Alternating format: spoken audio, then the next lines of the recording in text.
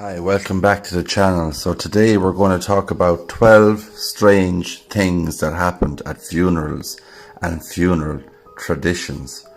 Funerals don't necessarily have to be somber events. These memorials and traditions are heavy on quirk. Number 1.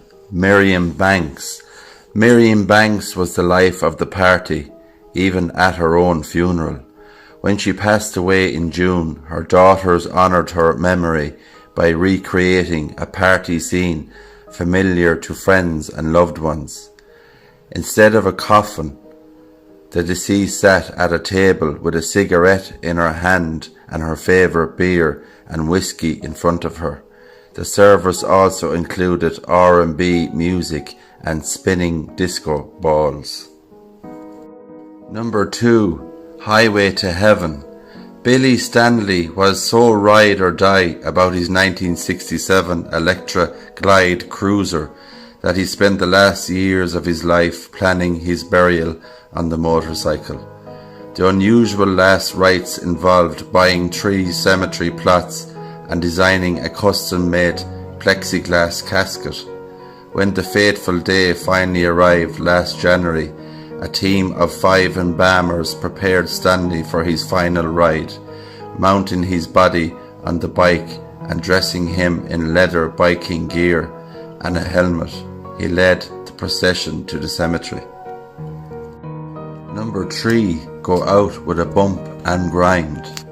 You only die once, so why not have a good time at your funeral, right? In Taiwan, some people hire strippers to appease wandering spirits and liven up the occasion. The dancers don't usually strip down to their birthday suits, but they're not shy about jumping on caskets or giving mourners lap dances. If families want a more buttoned up service without sacrificing fun, they can hire all-female marching bands that emulate the jazz funerals popular in New Orleans. Number 4. Bela Lugosi. Actor Bela Lugosi made a name for himself playing Count Dracula in the original 1931 movie and several other horror movies. Alas, he struggled to get other parts later, saying, "I'd like to quit the supernatural roles and play just an interesting down-to-earth person." Wish granted. Well, maybe just the down-to-earth part. When Lugosi died of a heart attack in 1956, his son and third wife Lillian Arch buried him in the Dracula cape he used for appearances. Number 5. The end of the road. They say you can't take it with you, but that didn't stop George Swanson from being buried with his Corvette in 1994. Swanson's widow honoured his long, wonderful life by driving his cremains to the cemetery in her own sports car, putting the urn in the driver's seat and popping an Engelbert Humperdinck tape in the cassette player. Car enthusiasts might find the Corvette's death more tragic. The car only had 27,000 miles on the clock. Number 6. Funeral selfies are almost universally considered tacky, but what about the funeral live tweet? When publicist and Twitter addict Michael O'Connor Clark died of cancer in 2012, his friend Matthew Ingram decided to share an online play-by-play of the memorial service. Ingram lost a few followers along the way, but Clark's family in Ireland appreciated the gesture. I thought it would be fitting to live tweet Michael's funeral because of his interest in such things, but I also thought he would have seen the humour in it if he had been alive. Ingram later blogged, "I didn't count on seeing an additional benefit, however, which was the ability to share what was happening with others who couldn't attend."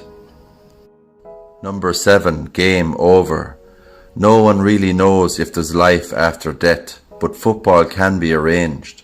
The family of Pittsburgh Steelers superfan James Henry Smith transformed the funeral home with a small stage and furniture from Smith's living room. The deceased was placed in his favourite recliner, remote control in hand, and beer and cigarettes at his side, so he could comfortably watch a loop of Steelers football on TV. Number 8. Send in the clowns. Even if you ban black clothing and encourage a celebratory mood, funerals still tend to be sad. Some families in Europe call for reinforcements in the form of professional funeral clowns. The jokesters offer a menu of tricks, from squirting flowers to balloon animals, to respectfully lighting the mood.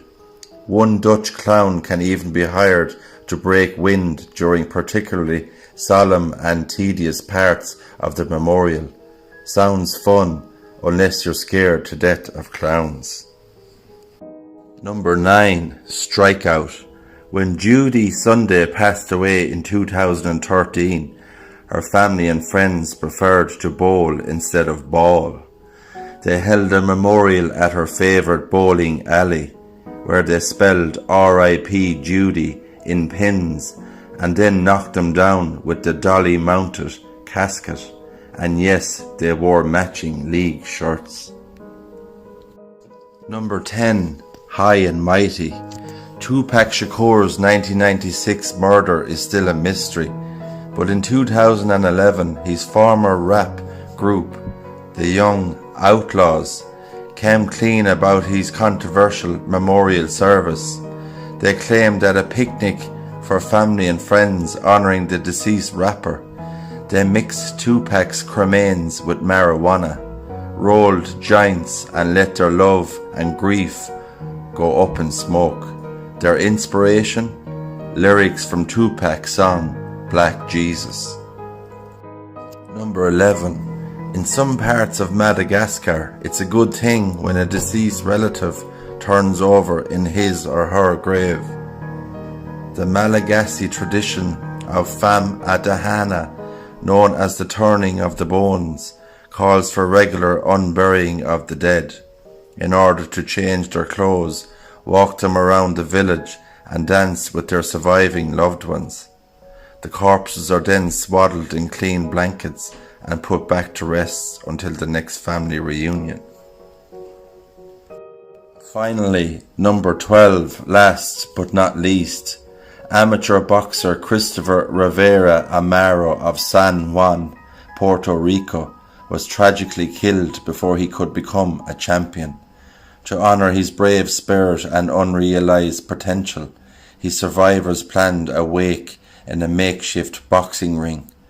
Amaro's body was dressed in boxing trunks, a robe, and blue gloves, and placed in the corner of the ring, as if his fight were just beginning.